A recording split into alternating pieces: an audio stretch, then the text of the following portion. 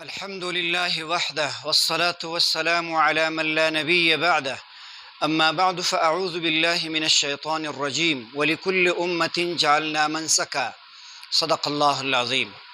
محترم سامعین، قربانی واجب ہے یا سنت؟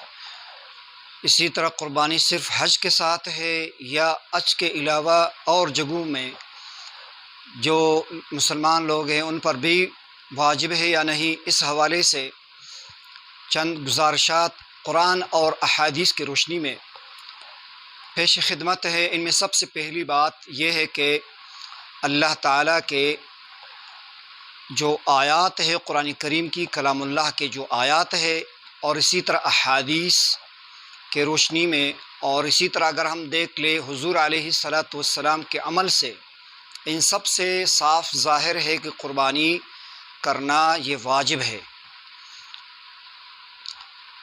سب سے پہلے سورہ حج میں 3 آیات ہے، ان سے وَلِكُلِّ أُمَّةٍ جَعَلْنَا مَنْسَكًا، ہر امت کے واسطے ہم نے قربانی مقرر کی ہے۔ منسک اس سے مراد قربانی ہے۔ دوسری آیات میں ہے وَالْبُدْنَ جَعَلْنَاهَا لَكُم مِّن شَعَائِرِ اللَّهِ، بدنہ جو قربانی کا اونٹ ہے یہ ہم نے تمہارے لیے بنایا ہے شعائر اللہ سے، یہ علامات دین میں سے ہیں۔ اور اسی طرح فَصَلِّ لِرَبِّكَ وَانْحَرْ، بس آپ نماز پڑھے اور قربانی کرے، نحر کرے۔ ان 3 آیات سے صاف ظاہر ہے۔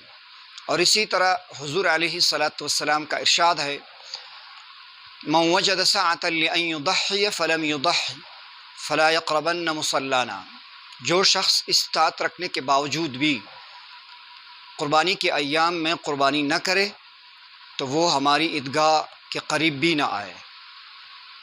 تو یہ اللہ تعالیٰ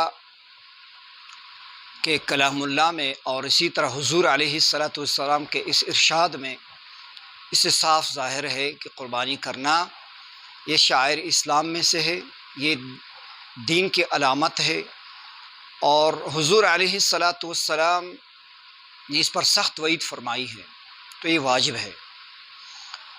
نبی علیہ الصلاۃ والسلام ہجرت کرنے کے بعد جب مدینہ آئے تو مدینہ منورہ میں حضور علیہ الصلاۃ والسلام نے 10 سال مسلسل لگاتار قربانی کی ہے۔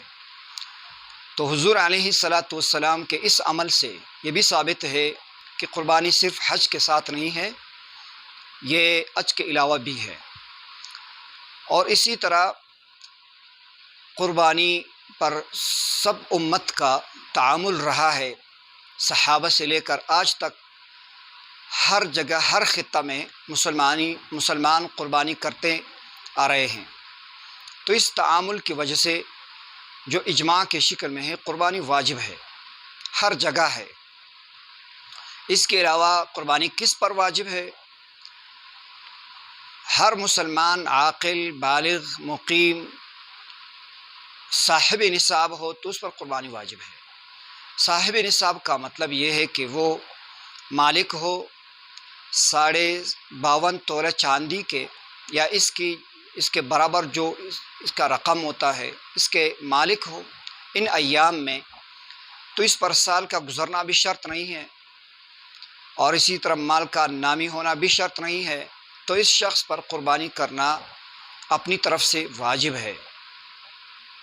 تو اللہ تعالی ہمیں اس عظیم عبادت کی توفیق عطا فرمائے، اور اللہ تعالی مسلمان کو اس سے محروم نہ کرے۔